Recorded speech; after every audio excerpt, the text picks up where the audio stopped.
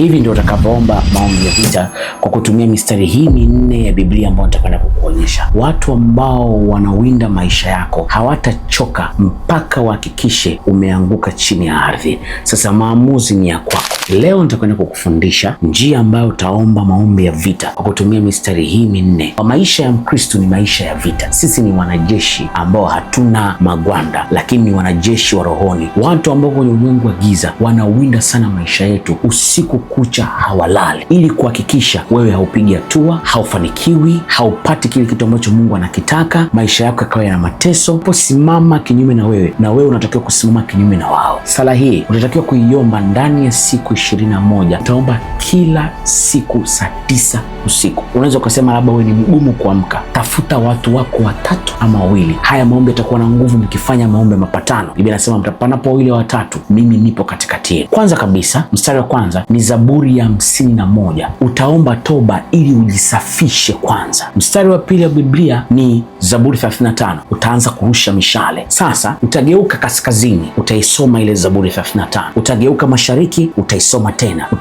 Utageuka magharibi, utaisoma tena. Utageuka kusini, utaisoma, na utaisoma mara 4 ile Zaburi 35. Mstari wa 3 Zaburi 91. Hiyo ni kwa ajili ya kinywa. Mstari wa 4 utasoma Zaburi 23 kwa ajili ya kufunikwa. Kabla hujafika siku ya 15, vita zote ambazo zinashambulia ndoa yako, familia, kazi, biashara, afya, zote zitakuwa zimeanguka chini.